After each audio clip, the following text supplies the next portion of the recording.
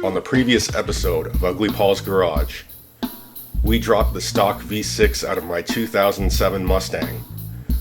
On this episode, we're going to discuss what we're going to put in its place. Let's talk Coyote swaps, today on Ugly Paul's Garage.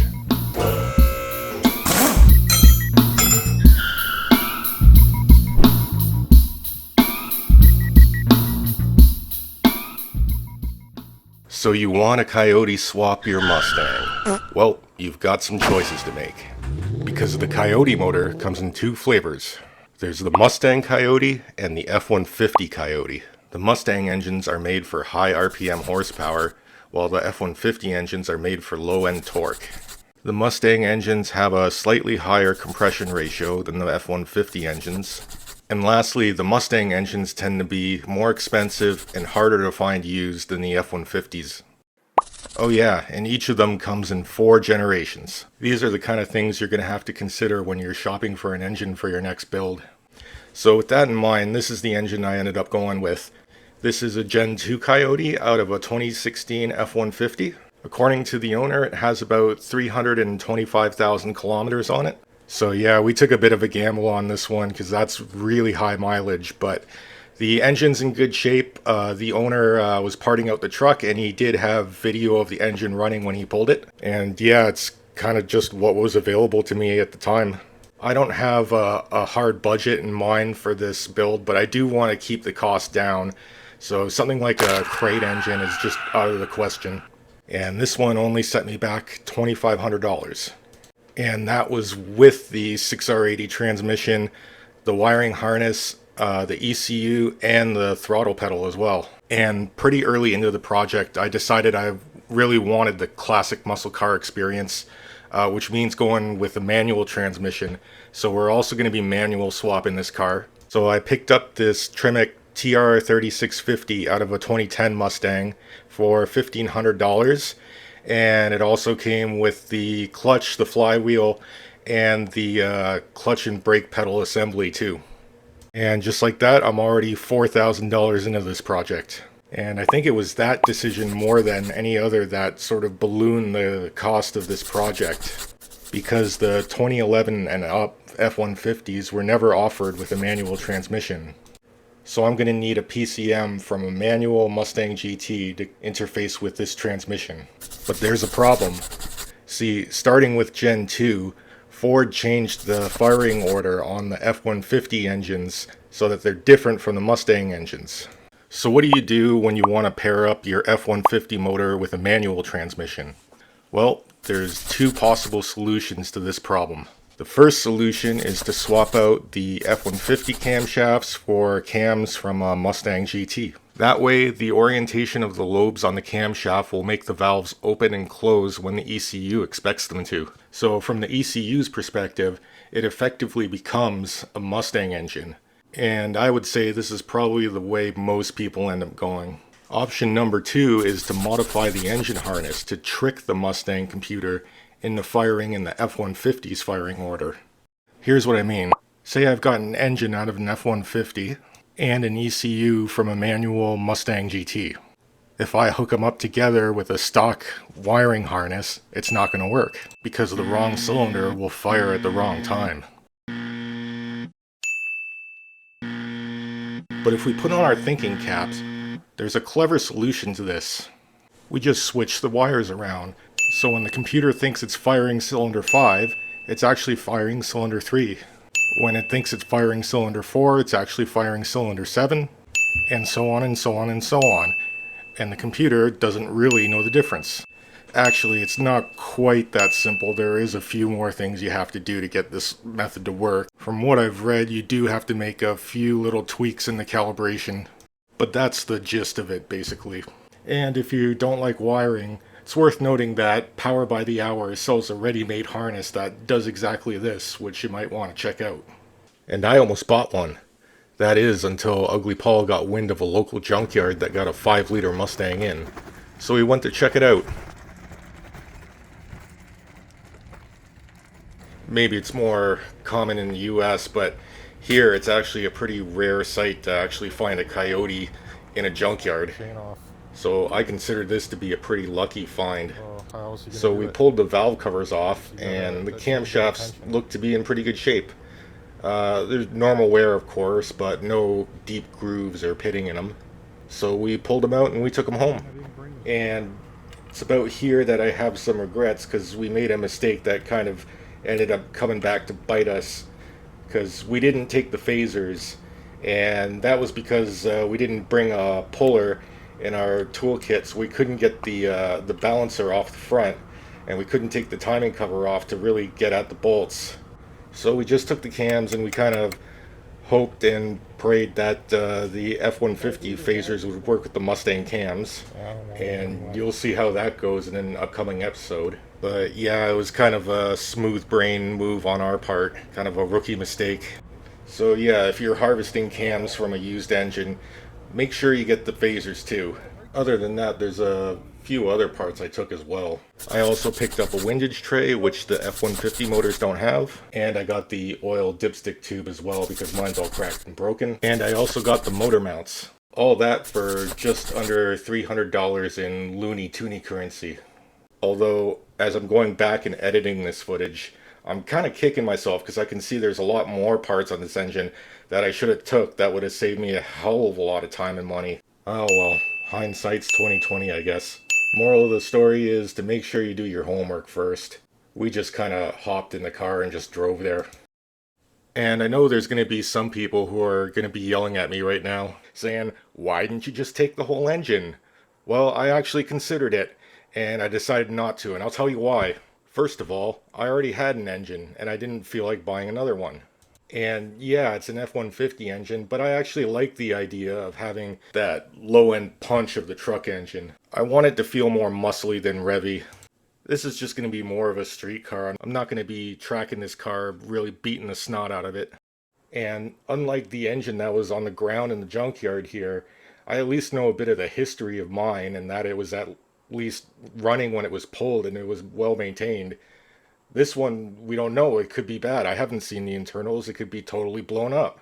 And maybe the guys who were here before us thought that too, considering they just left it on the ground while they picked the rest of the car clean. And secondly, the engine was sitting outside exposed to the elements, at least for a little while. And it's kind of hard to catch it on camera, but the engine did get some water in it. You can see it if you look really closely in the cylinder heads. There's a bit of water pooled in there.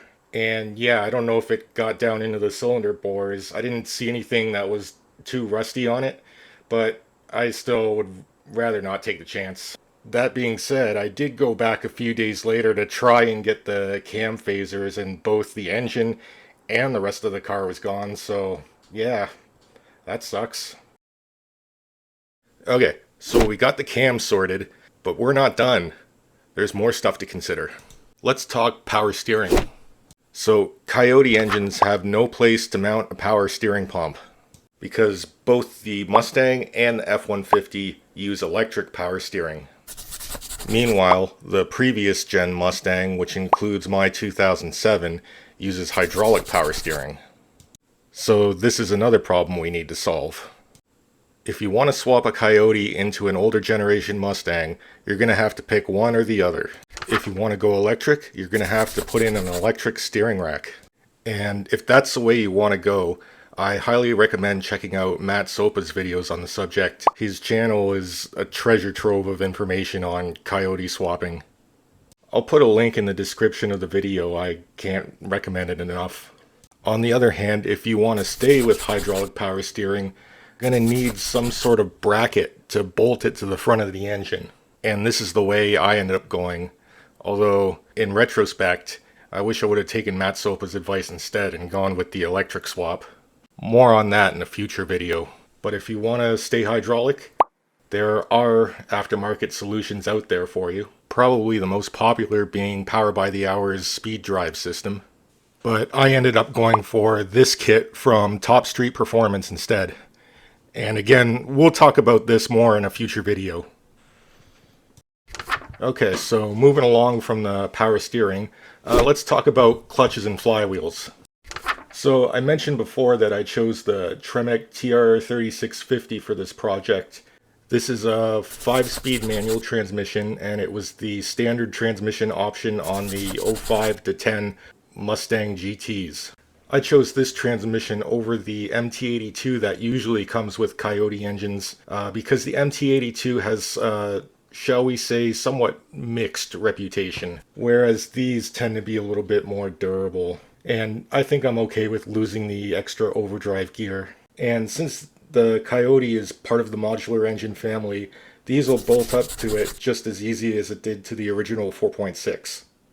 And while the ratings on this transmission are a bit low for a Coyote, they're still a pretty popular choice, and from what I've heard, they tend to hold up pretty well.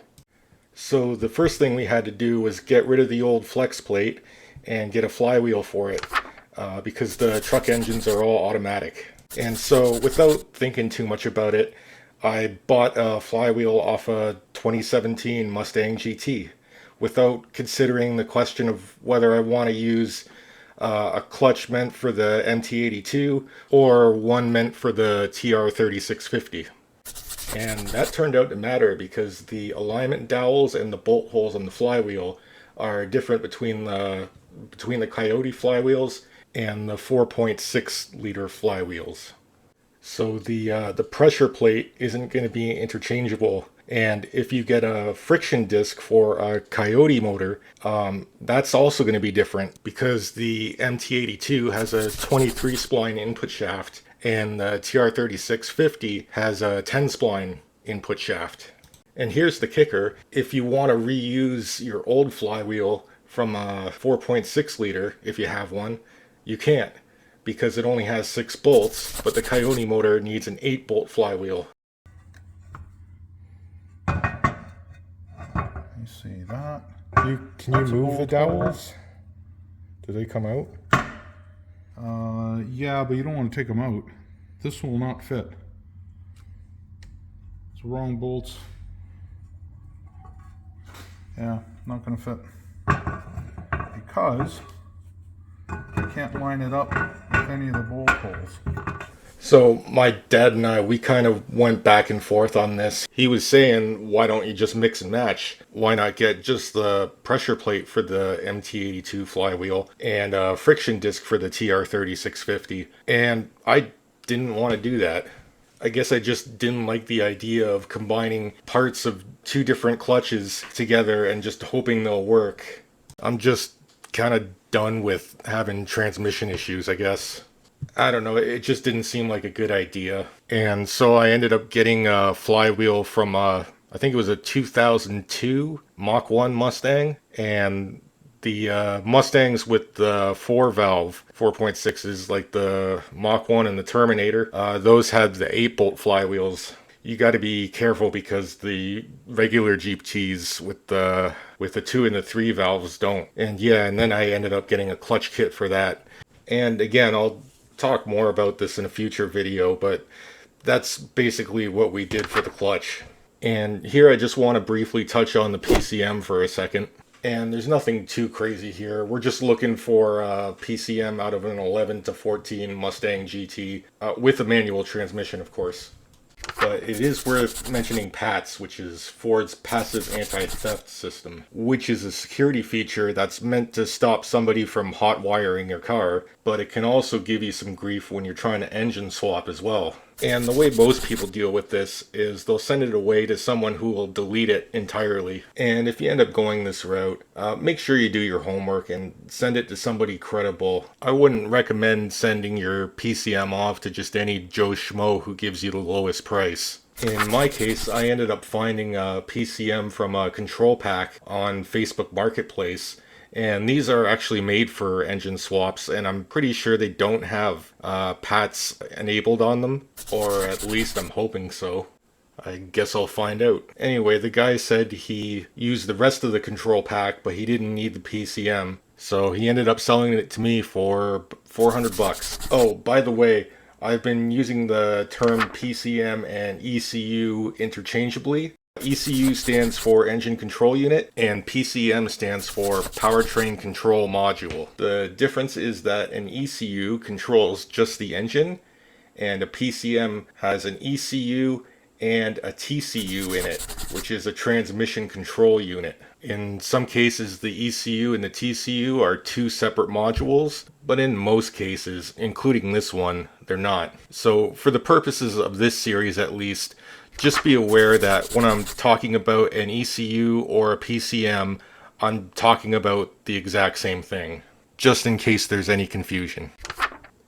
Okay, so last one of these technical problems we gotta solve is the fuel system. And this is where I've kind of got some conflicting information. I'm still a little bit unclear about this, so maybe don't take this part as gospel. So when I was doing my research for this, the prevailing wisdom seems to be that Coyote motors need a return style fuel system, meaning the fuel gets pumped from the tank through a regulator and back to the tank again. Meanwhile, the 05 to 10 cars use a returnless style of fuel system, meaning the pump just pumps the fuel from the tank straight to the fuel rail, and the ECU just controls the pressure by varying the speed of the pump. So I had assumed that I would need to convert to return style. And then I saw a video on Foxcast Media of them Coyote swapping a 2007 GT California Special, and they just hooked it up returnless style. They just plugged the fuel line straight into the fuel rails, and it seemed to work. So maybe I don't need to go return style? But then in the instruction document for the control pack, it specifically says that the calibration on the PCM will not work with the returnless fuel system as used on factory vehicles, and use of a return fuel system is required. So I'm guessing even the cars that came stock with the Coyote had a returnless style fuel system? Yeah, I don't know. I don't have access to a 2011 plus Mustang GT to verify, but you can see why I find this a bit confusing. So what's the plan? To be honest, I don't have one. I think we're just gonna fuck around and find out. And I think that's about enough of that. That's all I got for these technical problems that we have to solve. Let's start working on this thing. On the next Ugly Paul's Garage, we start tearing into this engine and getting it prepped to go in the car. But that is it for now. Thank you so much for watching. And if you like the content so far, remember to give us a like, comment, or subscribe. Or don't. I'm not your dad. And until next time, stay ugly, my friends.